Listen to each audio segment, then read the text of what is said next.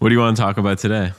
Today, I want to talk about how the marketing funnel is like the entirely wrong way to think about marketing, modern marketing. I think it's a very just deceptive way to kind of hide what's actually happening. And I want to propose this new way to think about this. I call it digital gravity, and like break that down, what that actually means, and then talk about like this, the high level theory and strategy, and then what are the tactical ways to do this, both for B2B and then also for consumer. So okay, and before you do that, could you let us know what liquid you have in your coffee mug? Yeah, this is beer. This is Modelo.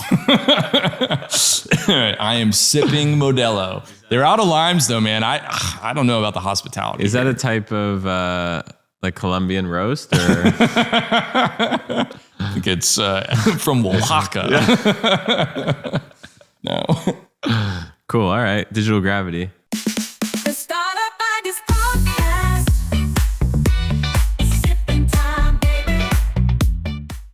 Yeah. So marketing funnel, right? We all know it. All talked about it. It's like this thing that people enter in and they come out the bottom and they buy a product. That's not how people actually buy shit whatsoever. People actually buy things as they like interact with the brand, and then they get away from the brand, and then they somehow get sucked back in, and they do like 3 rotations around it, and then they finally touch down. And so this is just a different way to visualize like how to build brands. I've used the same strategy for like music artists, right? Like my friend Colby Acuff, like this is literally how we got him signed with Sony. Like at Rupa Health, I was employee 6 there. This is like how we took the company to a multi-$100 million exit. It was the same playbooks and like all the stuff that we're doing. And like, I feel like even you, like this is like a version of this, but it's just a way to describe it. So like digital gravity in my mind is actually how you build a brand or how you build a company. What you're doing is like you're building mass, digital mass on the internet. And the more mass you have, the more influence you have within the niche or the sphere that you're in. And so how you build that mass is through content and through really just like marketing everywhere that your customer is, showing up there in some form, and content is typically the vehicle for that. And so when you're a small company, when you're just starting out, like I have this conversation a lot with startups, like where should I market? And there's like 2 different paths. Like if you're bootstrapped, it's like, okay, everybody has resources, time, money, mental energy. And the resources that you have they're different depending on if you're funded or if you're not. If you're funded, you have a ton of money, you have a ton of time, and you have a ton of resources. So when they ask that question, like, where should I be? It's like everywhere. You should be everywhere. That is why you raise money. That's the whole point of this. Your bootstrapping is totally different. You probably have a lot of time. You probably have no money, and you probably have a lot of mental energy. And then like as the companies evolve and they scale up, all those resources change. But to get back to like building out the actual brand, like how do you make a brand famous in 12 months to the target audience? It's by building, again, this mass. When you're starting out, you're the small speck. And like imagine like a comet is a customer and they're flying by, right? Like you have no influence on them flying by, right? But the bigger you get, the more mass you build. And like this can be applied at the local business level. This can be applied at the B2B level. This can be applied at the consumer level. What happens is you get more people that get sucked into that orbit of that planet that you're building. And they get in rotation. And as they get in rotation, then you have more touchdowns that occur. When they touch down, that turns into revenue. It creates this growth flywheel where you build more mass through the revenue that you generated because you reinvest back into the growth of the company. And again, I think that this is a better way to think about how we portray how people actually make purchasing decisions. It's not this like they enter the funnel and they come out the end of it. Like nobody actually buys things like that, right? Well, I think it's what you're saying is people don't. Like the problem with funnel is people leave the funnel. Totally. Yeah. They go out of it and then they come back and maybe they shop around. I mean, how many times have you like not thought about something for 6 weeks and then you come back and you buy that thing? But yeah, you probably saw 3 ads. You touched a newsletter that had an ad in it. And then maybe you saw a billboard, and a friend talked about it through word of mouth. It could be years later. It could be years later, depending on like how big the purchasing decision, like, the product is. And typically like it's a longer cycle for how much money is going to be deployed with that purchase. So I worked in the manufacturing industry at one point, like doing marketing for like doors and windows and like those types of companies. Like we're talking about like, a hotel group buying 2,000 shower bases for a hotel that they're building, right? Like that purchasing decision is a 5-year period. Like, how are you influencing them over that entire like cycle? And I think that this is the way to think about it, where, I mean, that's not a funnel. That's not how this is working. Like you're creating, it's almost this like one-to-many relationship, but you have to do that over a long cycle. And then how do you do that at scale? How do you actually make it so that it's consistent? And I think the other component of this is like, when you think about a funnel, like people think about it, like a lot of marketing is thought about as a campaign, which is actually a holdover from like the war, right? Like all these dudes came back from World War II and they had campaigns where you started an action and then you ended it. That's campaign. That is where the word literally defeated the enemy. Yes, exactly. And like that is where that comes from. That idea, it stems from that. They brought it into like advertising, right? That's not how the world works anymore. You don't start and stop. You didn't do marketing, you're marketing. Like you're constantly doing marketing. And I think that if you think about it in that way, then that requires you to think about, okay, well, if I'm constantly making things that are adding mass to this object or this company that I'm building, like it shifts your mindset of how we actually market companies. I don't start and stop a thing. I'm continuously running ads and testing what ads are getting the cheapest CPC that is going to create the most impact, the most signups, the most conversion events for whatever the thing is that I'm building and marketing. It's kind of how I see building a website or an app. It's not like you hit publish and you're done. It's a living and breathing entity. 1,000%. I think it has to be thought like that. And like, that's the whole point. The only thing that isn't like this is really email and digital. Quick break in the pod to tell you a little bit about Startup Empire. So Startup Empire is my private membership where it's a bunch of people like me, like you, who want to build out their startup ideas. Now they're looking for content to help accelerate that. They're looking for potential co-founders. They're looking for tutorials from people like me to come in and tell them, how do you do email marketing? How do you build an audience? How do you go viral on Twitter? All these different things. That's exactly what Startup Empire is. And it's for people who want to start a startup but are looking for ideas, or it's for people who have a startup but just they're not seeing the traction that they need. So you can check out the link to startupempire.co in the description. It is like the only thing that once you hit send, you can't take back. Everything else, pretty malleable. You can always adjust it.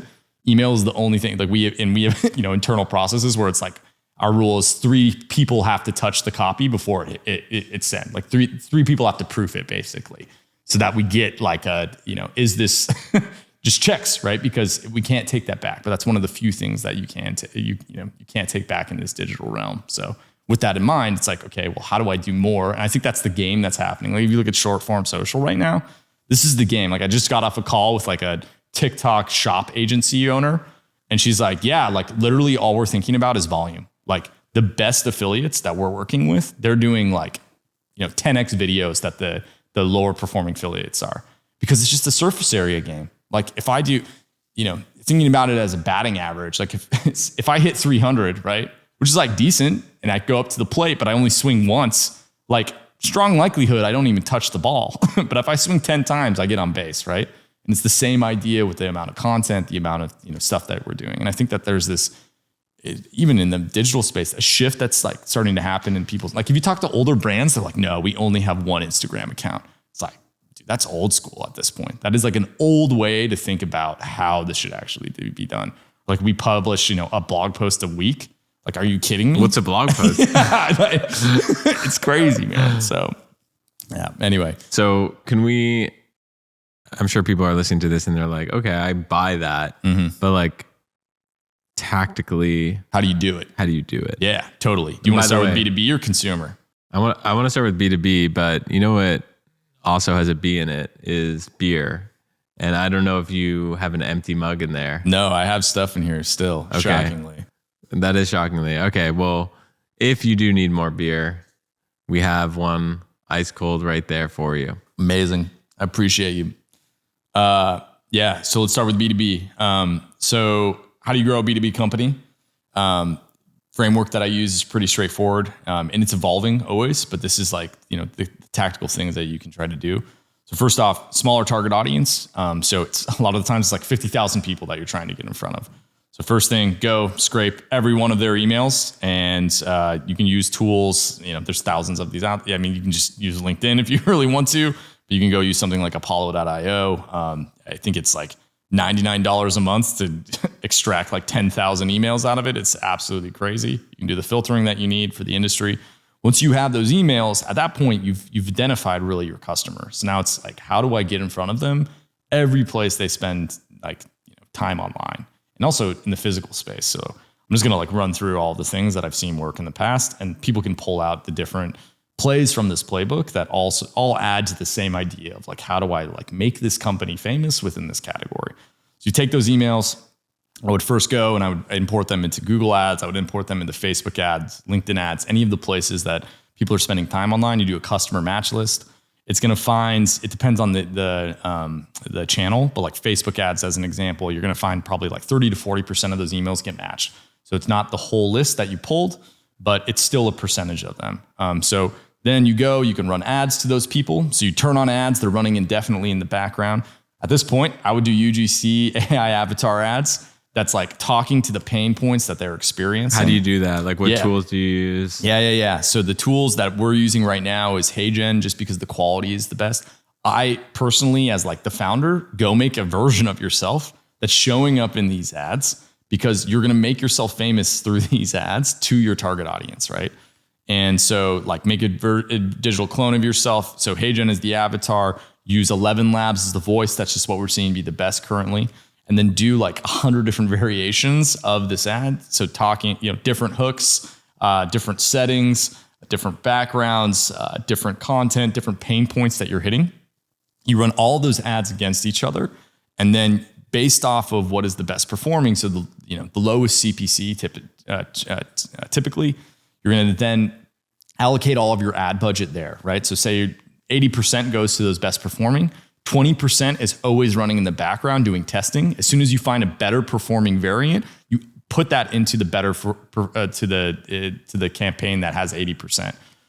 So this is just like a classic like alpha beta. The campaign is what they would call it structure, where you're having something that's always in testing, and the majority of that spend is going to that best performer. And so, what if you don't want to be famous? Yeah, I mean, that's fine, right? I think you can still run ads that are going to be effective without that. If you're a founder though, and like you raise money, like that's the game you're playing, right? Like you just signed on for this. And if you're not like about that, probably not the right game. Personally, this is my opinion, right? It just means nothing. Take it all with a grain of salt. But I think that is what it's coming down to. And there's totally different ways to do this. Like you move in silence, and everybody has their own play. But like, you want to raise more money, you want to make your next round way easier, like make yourself famous. It's all it comes down to. I mean, this is like a playbook that we ran when we were at Rupa. We're like, cool, we're going to like grow the Instagram account of the CEO and also like the company, and then use that as a leverage point, because all of the people that were in like, investing in health tech were like, they literally were like inbounding. Like, how are you doing this? And it's like, behind the scenes, it's two degenerates like running Instagram only ads with a call to action to follow this account to like for more content like this. I mean, also if it's yourself as the founder doing the ads, you can say like, I'm the founder of XYZ, right? So there's a story there. People buy from 100%. People, not brands. 100%. You want to get your first, 100 customers, first 1,000 customers. It's a great leverage point. Like it's just a lever you can pull down on. It beats, hey, I'm an AI avatar. Yeah. Let me tell you about my business. Totally. The AI avatar, it's like the angle you have to come from it with that is like problem solution orientation with storytelling format. So it's like pain point. Like I was experienced. I mean, all you're doing is just the hero journey cycle, right? Like I had this problem, and then I discovered, I went on this discovery journey, and I ended up here now, and I'm better. Like we're just telling the same story over and over again in different places. But that's the first layer of this. Build these ads, same emails. You're then going to go and you're going to cold email every one of them. So you're going to use a tool right now. What we're seeing be successful is something like MailReef. Basically, what they do is they spin up a server that's it's an AWS server that's specialized for cold email sending.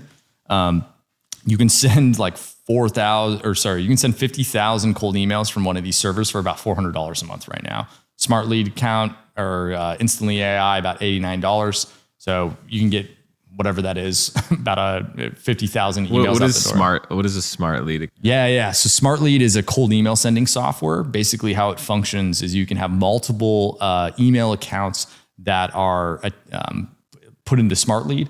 So there's really three types of email, in my opinion. Everybody has different views on this. There's transactional email, so email that's sent from the product.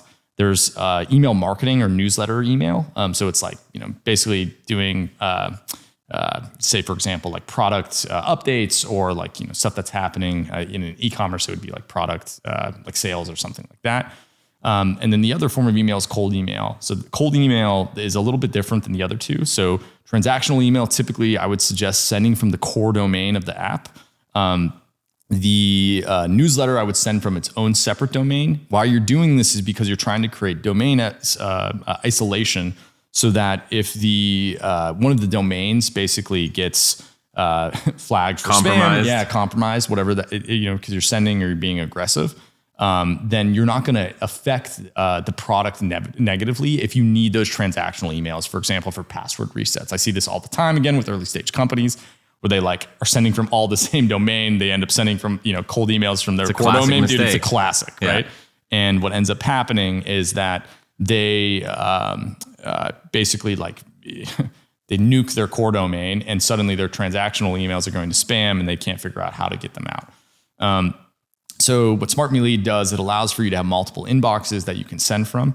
MailReef is a server that manages those inboxes. You can spin those up. So for example, you can do an infrastructure where I buy 30 domains, and then I make 5 different inboxes for those 30 domains. Those inboxes are all sending from the same name. So for example, Cody Schneider, but it would be Cody at x.com, Cody at y.com, Cody Schneider at y.com, C Schneider at y.com, all these different variations.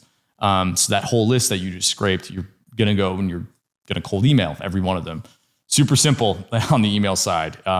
You're just going to talk about the problem solution orientation, just like the ad that you did, exact same way. And you're going to hit that list both with the cold email side and then also with the ad side, right? So we're touching them in these two different places simultaneously. The cold email piece of this, like what you'll end up seeing is like, you're going to hit this inbox. Percentage of them are going to respond back. More often than not, they're going to see these ads. 3 months later, they're going to be like, oh yeah, there's that company. I have this problem now. They're going to go and they're going to go back to their email. They're going to search in their email. They're going to use it as a search engine and click on that and come back as a lead. So like, I am of the opinion that I'm trying to land as much email as possible in an inbox as I can, because what it does is, again, it makes more surface area, and you can hit these same leads from different. The thing that kills me, especially with early stage founders, is they're like, well, I don't want to burn this audience. It's like, dude, they don't care. Like, they don't care about you at all. Like, to convince somebody to care about you is so hard. It is impossible. Like, so you can't really burn them. Like, unless you're doing spam, right? Like, but it's like, you're trying to provide value to them, right? And everybody's like, oh, like cold email doesn't work. Dude, it's absolute like bullshit. It 100% works. I got to be honest, today we had a conversation like with my executive team and partners, and quote unquote, cold email doesn't work. I believe it. I think a lot of people think that, but they're approaching it in a way that doesn't like address the problem the smaller you get in your audience. Like if I go and I'm, for example, I worked with this company, they do it's like dock management for like shipping yards, right? Super small set of controllers, but their messaging was so specific. Like, here's this problem that you face on a daily basis, dock check-in. If we could automate this for you, is that interesting? Dude, like 1 out of 5 people responded, yes, can we talk to you?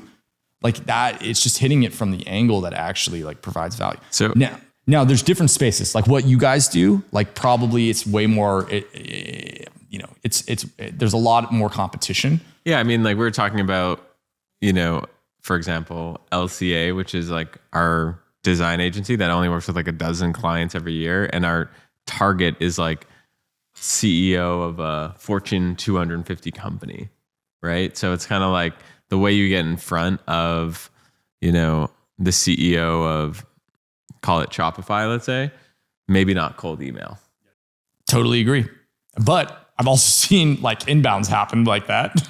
And if it is a pain point and a real problem that they're facing and it's top of mind, and this is like the hardest possible, part. right? It's totally possible. Yeah. You hear these stories all the time. But as a founder, you there's only so many bets that you can place, right? 1,000%. Yeah. 1,000%. But I think that like if you're, want to play at this like game, this level that's like this like higher piece, it's like you're doing all of these things simultaneously and then figuring out, okay, how do I automate or delegate all of this so that somebody is focusing on it? And then as soon as that's like focused on, I move on to the next thing. This is how I think that you actually like grow companies on an exponential level. It's like you're layering on growth curve after growth curve, right? Like you can grow linearly really effectively if you're just doing like Facebook ads and cold email. But if I layer on, hey, to that same email list, I'm going to make a podcast where I interview people from the industry about their business and the insights that they have. And then I'm going to send it out a newsletter to those same people that I'm doing cold email to. Oh, what? And I can also go and clip that up into like shorts that I can put on Instagram, that I can put on LinkedIn, that I can put on all these other places that we're running ads, but I can do an organic version of that as well. I'm also going and following all of those people on all of those accounts. I'm inviting them for connections. When you layer all of these pieces, it's like how you can basically, again, take a company from being non-existent to 12 months later, they're at an industry conference and people are coming up and being like, I love your show. Like, I love what you're doing with your company. And this is a nobody with like 5 people on their team, right? So, yeah. But yeah, to take a step back. So doing the cold email piece, you've layered that on. Now moving to the next part of this. How do you build content out that is going to be valuable to your industry, to your audience? Just talk to your customers and record it. Like you're already having these customer conversations. If you're running your company right, you're getting feedback from them. You're understanding, their pain points, their problems. Take those, make it a little bit of a more formal setting, record it, and you just turn that into a podcast that you then send out to that entire list. So that email list that you just scraped, you go and you sequence that into an email sending service. You can basically do this with any of them, but you just import 200 a day, have the subject line be podcasts, whatever the name of the episode is. Hey name, the newest episode of XYZ podcast is live. 1 paragraph summary, 5 key takeaways. We've done this for countless companies. And which tools do you use to? Yeah. So MailerLite is one that we use. We also use Beehive. We've also used in the past like SendGrid. They're all kind of function in the same way. But what we found is that you can, when this content is industry specific to them, then it's providing value to them, and they look at it as educational content, right? And it's way more approachable than doing that cold email that's very transactional. Like, if I can do X for you, is that valuable? In contrast, it's like this top of funnel thing. And what this allows for you to do is you can build yourself into a media company, which is, it creates this leverage point within the industry. So like at Rupa, this is something that we did because we saw that we were a small startup, right? We wanted to go and negotiate with these huge lab companies. They wouldn't even talk to us, right? We made a podcast. It got 180,000 downloads a month after 6 months. It was top 20 medical podcast in the US. I don't even know where it is now. I think it's in like top 100 for health, which is an insane category, right? So at that point, they were inbounding me like, yo, can we come on the show? And it's like, actually, we want to do a deal with you. We'll give you these media kit like placements if you do it at these price points. We negotiated down the percentages that we were going to have to pay them on fees because we had owned media that we could use as a leverage point. Unbelievable. So that's the first piece of it on this podcast size. You build this whole media arm out of the company. The other side of it is that you can go and monetize that same audience. And so it turns it from a cost center into a profit center. So same thing, did this while we were at Rupa. We then took that and we went to companies that were in the health space and sold ad placements for the podcast and also within the newsletter. Athletic Greens was one of the companies that we worked with. It was subsidizing the entire growth team's cost, okay? It was basically making it, so you're talking about a fast, like 20% month over month growth compounding startup that is subsidizing their cost of their growth off of the media that they're producing, basically. So you want to talk about like, what is it? The negative CAC? Like this is literally the playbook for it. How much does that fire you up? I live for this, right? Like, I mean, you can see me. I'm over here like. Well, I see like your main artery just exploding. I'm like, is this guy going to get, into cardiac arrest right now? Not yet. Not with these downers. No, I know. I mean, to be honest, it fires me up too, right? Like the idea of,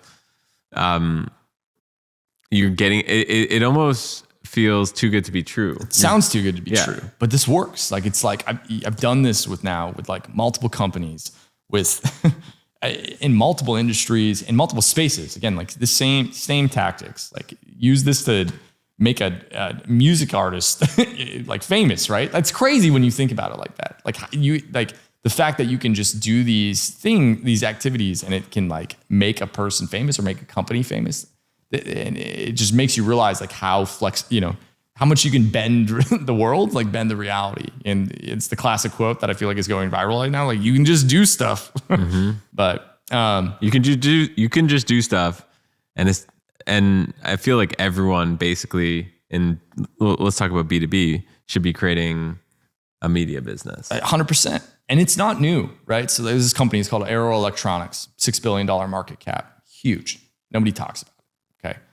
They own basically every electronics blog, magazine, anything that you can imagine related to this. They resell electronics components, right? I don't even know what you're talking about right now. Exactly. Yeah. It's like we're talking about like, the tiny little like cameras that go in, whatever sensors. Exactly. Yeah. Doesn't matter.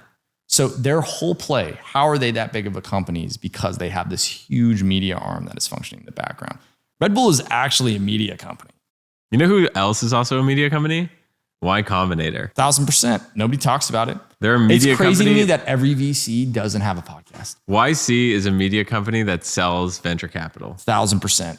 1,000%. That's why they're doubling down so much on YouTube. Have you seen this? 100%. They're going all in. Yeah. It's obvious. Like, it's why they did Litecoin and all of this, right? So it's going to be weekly talks about AI. All it is derivatives of what the founders are saying from the front lines. I think that's what's hilarious. But they're just like talking to their customers, founders. They're talking to their founders and they're reiterating and regurgitating what they're hearing from the people that are actually doing the thing. I think they're doing a great job. They're doing an unbelievable job. It's some of the best content on the internet right now. That actually feels like, oh, this is applicable and really insightful. So, anyways, so you built the podcast that's running, you're growing it. And now suddenly you're like, oh, I have all this video podcast. I can turn it into literally everything else that I need for my business. So I can extract all of the pain points that my customer is talking about. Take that show, I turn it into a transcript. I make blog posts from it. I make white papers. What software do you use to do that? Yeah. So we built a software that does this called Swell AI. That was like the whole point behind it because I was doing this for companies and we saw the AI progress that was happening. We're like, oh, like I used to need a team of 5 people to accomplish this. I can now do this, one person who's cracked can handle this, right? And just a VA over the top of this can do this. So you upload it, makes clips, writes your show notes, does all of the media assets that you would need or make. You take those, you go and you schedule them out across all the platforms that all of your customers are spending time online at. So whether that's LinkedIn or Instagram, whatever that is. And you then can grow those media accounts. And so again, same thing, bunch of tactical stuff you can do. Greg actually has a great video on this on like what the opportunities on LinkedIn right now. Short form content is just blowing up. If you just take shorts that we're working on like TikTok or Instagram Reels and put them on LinkedIn, it will go viral. By the way, I have a great video on it based on the insight that you gave me. No. So now you had your own take. I thought it was like really insightful. So that's a piece of it. Other tactical things that you can do on Instagram, you can run Instagram only ads with a call to action in the caption to follow this account for more content like this. Follow like at this account, like literally put the ad in there. So when you do that, what it looks like from an ad standpoint when it shows up on Instagram, and you do it for impressions. So you're just going for as much reach as possible. we've done this where we did like basically US based targeting. If the content resonates with the person, a certain percentage of them clicks the ad, they then go to the profile and they follow, a certain percentage follows the profile. So like this is how we grew this like musicians Instagram, is entirely through that process. We were getting followers at one point at like 30 cents a piece. And so this is just this way where you can work back into the number like, oh, I want to hit 100,000, followers on Instagram. We need to spend X amount of money. Literally exactly what we did at Rupa, same strategy, grew that to 100,000. Why would you do that? What's the point of this? Why would I grow any of these other assets? I'm getting free impressions on those platforms the larger the account is, right? And this is all changing with short form social. We'll probably talk about that in consumer and what's happening there. But the same idea applies. We're just trying to get something that we normally would have to pay for in the ad. We're trying to get it for free. And the closer your ad is to content on the platform, the less you're going to have to pay for it. And like that is going to be the overarching theme throughout all of this. Like, why do we try 100 different variations of the ad? We're trying those 100 different variations because we're trying to identify the piece of content that doesn't feel like an ad. It feels like content, but it still accomplishes the goal that we're trying to get to happen, which is revenue in some form, or some leading indicator of revenue in the future. So you build all of these channels out, and suddenly, 12 months pass. Let's break down what you've just done there. You've got this massive ad remarketing that's happening from everybody that touched the website. You also have top of funnel of those people coming in. They're your target customer. You now have every one of those on an email list that you send out on a weekly basis because you're hosting the podcast. You're running ads on the podcast that's promoting the show. You're negotiating better deals because you have this media on the podcast. You also have all of these social channels posting on a daily basis across all of the platforms, showing up in the lives of your customer day after day, right? So combine all those things together and it's done. How many? It's crazy how few companies do what you're talking about. I think it's just hard. It's just a lot of different things that are happening simultaneously. I left out a cold email in there. That part of it is actually critical. So I want to throw that back. But the challenge is there's just so many components that are going on. But in reality, it's this isn't hard stuff. It's just grindy stuff, right? And for most companies, they don't want it. They can't sit down and invest 12 months into this, right? And this is the challenge. We do podcasting as a service. That's one of our things. And the first 90 days, nothing looks like it's happening. You're just trusting the process, man. But then suddenly it's oh, we're at a 15K sub on our email list. And I'm feeling a little bit something there, right? We're with the company, right, that we did some work, we've been doing work for the last, I think we're at 18 months with them. They have a list now of 130,000, okay?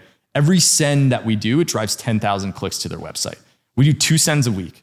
So in a month, we drive 40,000 clicks, or sorry, is that right? Yeah. No, we drive 80,000 clicks to their website from an email newsletter that costs us $450. And how much is a click worth to them, right? A click to them, they're in the life sciences category. They're paying $5 a click on LinkedIn to the same audience. So 80,000 clicks. I mean, we'll just round it up to 100,000, right? So you're paying $500,000 in clicks. What is what you traditionally would pay? You're paying $450 for that. It's a cent a click is basically what it's translating into. That's in 18 months. 18 months of running this. Are you kidding me? Why would you be doing anything else? This is the game. This is the opportunity. And this is all evolving, right? All these tactical things, but all you have to do to be a part of this is just be a practitioner. Just do the work. And you're going to find these arbitrage. Also, all of these people that are in this game, they also all share it if they're actually good. I have friends that it's I'll just get a random call and it's cool, we cracked Twitter ads. Here's what we're doing. And it's what have you seen, Ray? I have multiple, and it's because there's so few people that are doing this. I have a friend right now. He's growth hacking, basically a blog for a startup. They're in a traditional category, one of the big 10 software categories. Think, anything that Adobe or Microsoft or, any of these old traditional software companies, right? All right. So there's nobody that he knows that's doing this. I don't really know anybody else that's doing versions of this, right?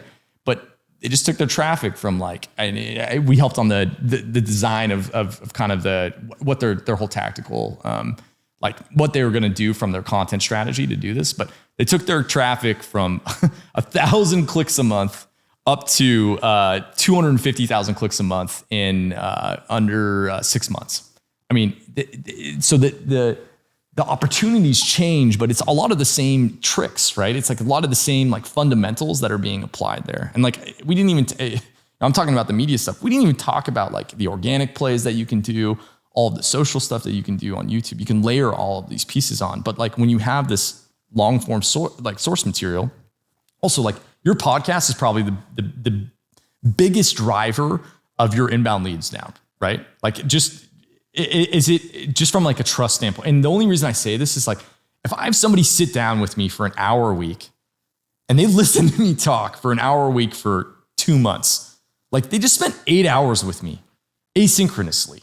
We were, right before we recorded this, we were talking about some wins from the podcast in terms of like a revenue perspective, because we don't sell ads on the podcast.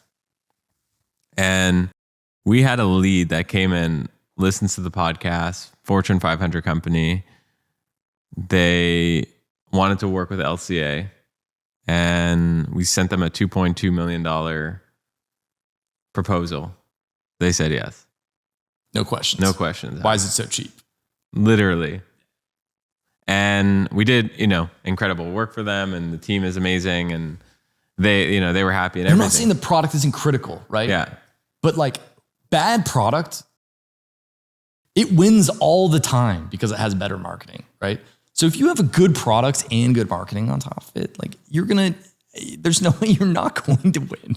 Yeah. And I think it's also like when you, I'm not saying we own this category, but I'm saying that when people who listen to this show are like, I need to build my ideas, who do I think about? They're like, oh yeah, Greg from the Startup Ideas podcast. You own that mental real estate.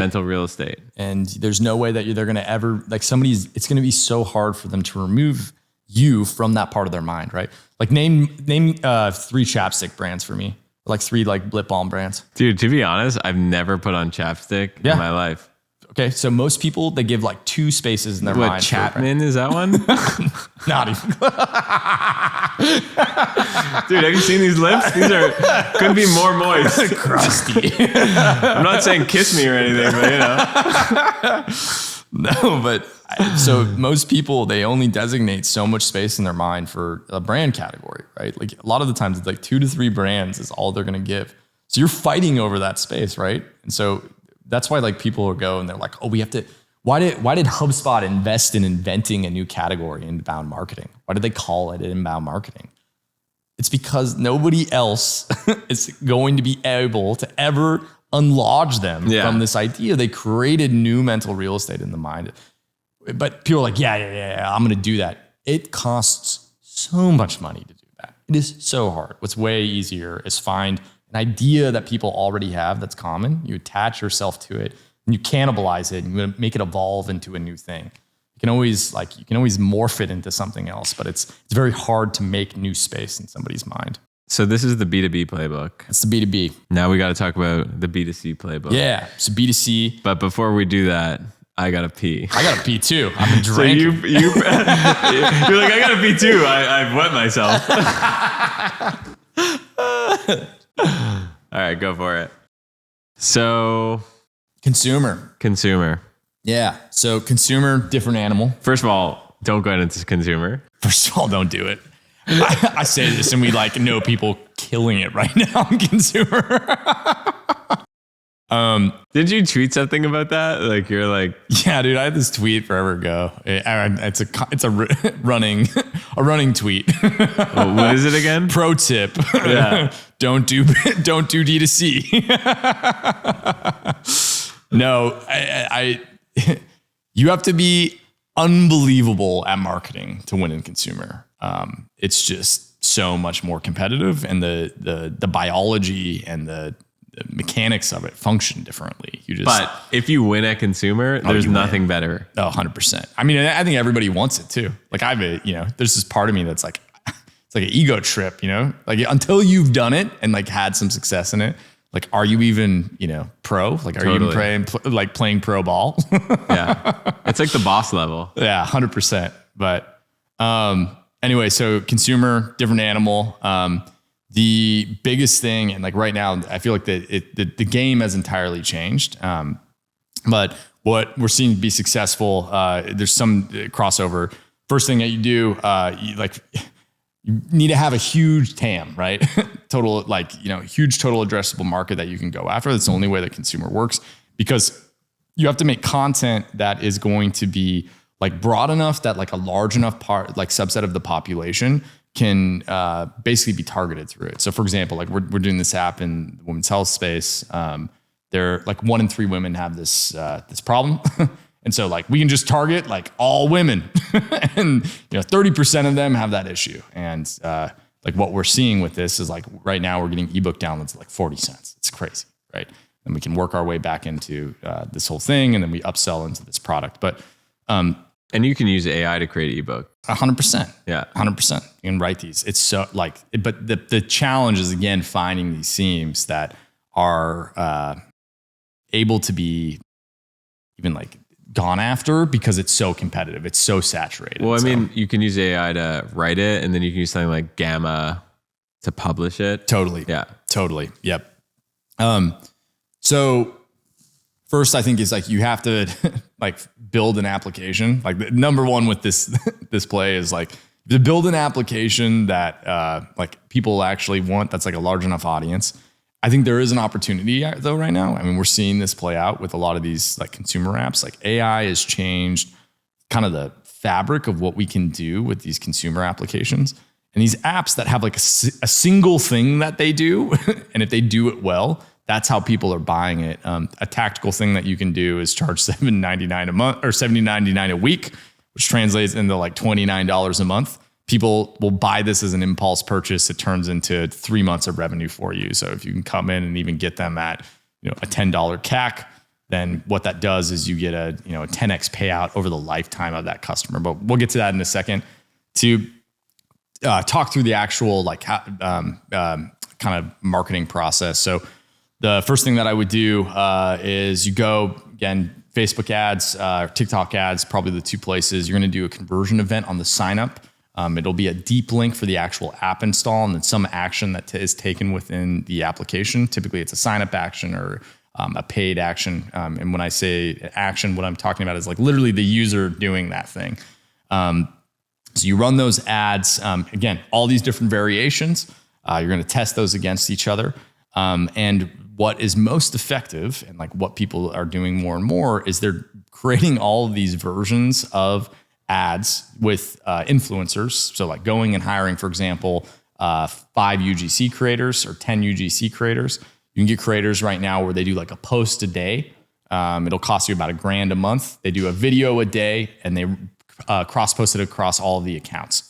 So what they're going to do is they're going to basically turn into this like test bed for you of the types of content that is most likely to go viral on that platform related to the product, right? A lot of the times it's like hook and then some type of pain point, and then the product is the hero within that journey of that, that piece of content. Again, when I say an ad, like what we're trying to do is find an ad that doesn't feel like an ad, that feels like content. It feels like it's providing this like greater value. It's like entertaining people. And that's that cross section of like entertainment and education. That's like actually how you sell people in my mind. But so you're running these ads. You're also doing the UGC side of this. The other strategies that you can do and that people are crushing it on right now is you go and you spin up 10 different TikTok accounts and you create variations of the best performing UGC content that the creators made for you. You take those, you remix those with AI, use ChatGPT to change the scripts. Hey Jen to do the videos. You use 11 Labs to do the audio, and then chop those up into basically shorts, right? You can do like CapCut to do a green screen removal, background of the AI avatar, put whatever the app is behind it. They're now talking over this, and you've got basically your first kind of like top of funnel touch of the product. So a lot of the times when people see these, what they'll do is they go and Google the thing, right? So critical, pick a name that nobody else has. That's like a huge piece of this, so that you're not competing on the front page of Google with all these other companies that are similar names. When they touch that website, what you're going to do is you're going to go and pixel them. So pixel, what that means is basically you can install the Facebook pixel, the LinkedIn pixel, or any of these other apps. It's again, because it's consumer, it's probably going to be Facebook and it's going to be TikTok and maybe Google. Those are the only three places that they're probably going to spend time online. When they touch the website and they get pixeled, what that allows for you to do is you can run ads to them indefinitely anytime that they're on those platforms in the future. So again, you're just building this kind of funnel. Yeah, in a way, right? But I think that it's when you think about it growing though. The F word. Yeah, exactly. But I think that a funnel feels like it's like this finite thing. Like the more people that touch the site, the bigger that audience gets. And then it creates a larger mass that has more influence. The larger the audience is, the more likely it is that I can do a customer match list to that same audience that's touching the website, that's doing the install, that's actually putting the product on their phone. On that website, have a way for them to sign up or install the application. A lot of the times people will put an email there as well so that you can do an email nurture. Layer on that email nurture that's just upselling them into the product. And those are going to be kind of the things that you can do internally. The next thing that we see done is basically influencer outreach at scale to how do I basically create some type of affiliate play. It's a classic playbook that I've seen other companies run, especially when it's prosumer applications. You can go and scrape all of YouTube search keyword that's within your category. You can find all of the channels, all of the creators that are specific to that category. You can scrape all of their emails from YouTube. Okay. What? Yes. So they have in their bio, there's emails, and you can just scrape them all. You go and then you do cold email we talked about. Actually, I said what, but then I realized, damn, I think we have on our YouTube. Totally. An email. It's a contact email, right? Yeah, to reach out. Email. Yeah. So you can use that, go and scrape them all. And then you can do cold outreach to them, ask them what their pricing is. They're going to come back and they're going to be like, hey, my pricing is X. A percentage of them are going to come back. Yeah. Right? Percentage of them. Yeah. We'll say whatever, 10%, 20%. Come back. They say my pricing is X. And then what you'll do is start to look at average views versus the cost that they're suggesting. And then you're going to be able to build a table where you're going to find discrepancies with the pricing of the market. It's going to be a market that is not liquid. It's not perfect, an imperfect market. It's an imperfect market. And what that allows for is for you to find arbitrage. When you find that arbitrage, you go and you work with those creators. Typically the structure of the deal that we see be successful is you go and you buy a 3-video package with them. One doesn't make sense often from an impact standpoint. What we found is 3 to be kind of that sweet spot where it's their audience starts to trust you enough because you've talked about it enough. And then you do an affiliate commission with them. So it's 30%. So you're paying them on a per video basis. So I'm going to buy a 3-pack of videos for $1,500. And then I'm going to also give you an affiliate commission on the whatever you bring in the door for us on a recurring commission payout. And what that does is creates the stickiness because naturally when they talk about this, what you're going to see is competitors will go and clone the product and then it turns into this whole game.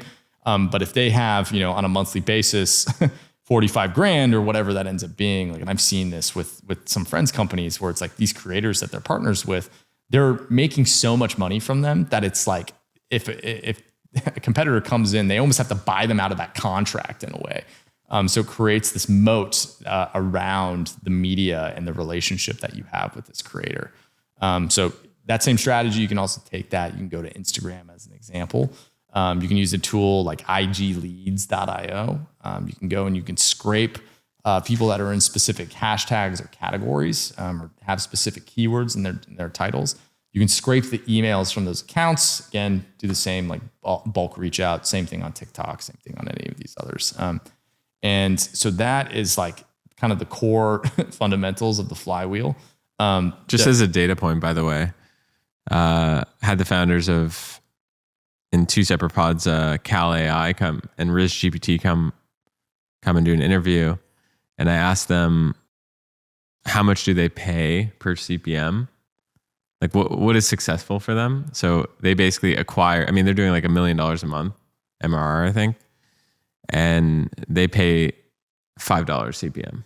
Like that's their number. 100%. And so just for context too, the average CPM on TikTok is about $10 if you're buying through. So this is the arbitrage that exists here. Why would you even go and muck around with all of these like creators? Like why would you even go through that process? It's because you're paying a 50% discount basically for that, for that CPM. That's all this game is, right? It's like, how do I get as many eyeballs on this thing for as cheap as possible? So I think then the other strategy, depending on the category that you're in, is you can go and you can do programmatic SEO for the product.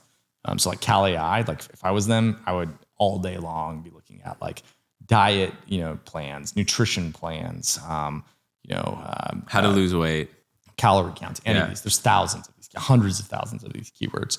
So the strategy there is you basically like as the app starts to get domain authority. So domain authority is basically the trust that a website has on the internet. How that's measured by Google, like how that's basically factored in is the backlinks from other websites that are trusted going to your site, right? And what is a backlink? It's literally like when you click a link on one website and you end up on another website, that is a backlink. And there's different types of backlinks. Ones, the two core ones are no follow and do follow. Do follow are what you want. No follow are typically social links. Do follows are more valuable. No follows, you can kind of do some things with them, but we won't get into this. But as the site though naturally starts to get more and more traction, it's just going to naturally build backlinks. As soon as you get to a domain authority of 40-ish plus, a lot of the times you can start to rank for a lot of these long tail keywords that are lower keyword difficulty, which means that they're just like less competitive. Process super straightforward. Go scrape what's ranking on page 1 for that target keyword that's related to your product. You then take that all the content, all that is ranking on page 1, scrape it, put it into a context window, create a blog post outline for the target keyword based off of that context. Use one of these AI like tools to basically write that blog post. What we do is we have it write an outline and then we write it section by section. And we find that to be the best quality. It also like best readability and also from a like if you do that like what I just described, like it's all those like AI humanizers, it's gonna pass every single one. Those are all bullshit. It's so funny to me. But anyways, or sorry, not the humanizers, the like the AI, the checkers or whatever. Exactly. The humanizers kind of make sense. Yeah. So what we do, you go and you publish, whatever, say for example, 10,000 articles, like doing this process. Human doesn't touch them in the beginning. If you're being very aggressive and doing this growth hacky way, that's like if you're more comfortable with risk, this is the way to do it. If you're not, have a human then go in and do edits on top of this before they go live on the site. But if you publish 10,000 of them, strategy basically is go, once the page gets traffic, that as soon as you get, one session, then a human comes in and they do the edits. We have a SEO specialist, for example, or a content writing specialist that is on staff. Their whole job is they're basically rewriting anything that's got seen by a human. So there's two factors of getting content to rank in my experience. It's like what Google wants to rank, and then like, is the human actually reading this and consuming this content? And so you have to find that cross-section between the two of them. When you find that cross-section, that's when you get like a page to basically stay on page 1. So on that page, so they search, we'll say whatever again, how to lose weight or all these like long tail variations. They land on that page. You then have a call to action after the first paragraph. That's like sign up for the app for free. Every frame, you want at least one call out to be seen within every frame of that scroll. So on mobile or on desktop, and then also have a pop-up that occurs with the same call to action, but that just like takes over the whole screen. That occurs at like a 25 to a 50% scroll rate. So as they scroll down that page, it like gets in their face, creates that sign up action to happen. What this also does is when they touch your website, again, you're pixeling all of them. So you've already gotten, you know that they have an interest in this thing. They go into your remarketing funnel, and that's how you can layer that on. So yeah, those are kind of the plays that I'm seeing be effective right now. Just for, Cal AI, I mean, there's a great episode literally breaking down exactly what they're doing on the organic social side. I have a friend that's building this app that's like, it's basically a sober tracking app. one of the most insane growth trajectories I've ever seen on consumer. It's like they built in like an AI. The app's called Sunflower Sober, and they built in a AI basically like sponsor, and the engagement with it is unbelievable, like crazy. And their entire acquisition strategy is like through Facebook at a price that actually makes sense, right? And not just Facebook. That I think they're running ads like basically everywhere. But it's funny, like everybody's obsessed with short form social right now. There's still so much opportunity in these traditional ad channels for these. It's just figuring out, like what is that new thing that people are looking for. So anyway, yeah. Dude, this is gold. You're an angel. Live to serve. Live to serve. Thank you as always. Dude, thank you. This is going to change some lives. So thank you. I hope so. For laying it out for people. Yeah. If they have questions, let me know. Reach out. I'm happy to help however I can. So Cody Schneider XX. Yeah. That's it. All right. We'll throw that in the show notes. Cool. Appreciate it. I'll see you in a bit. Hell yeah.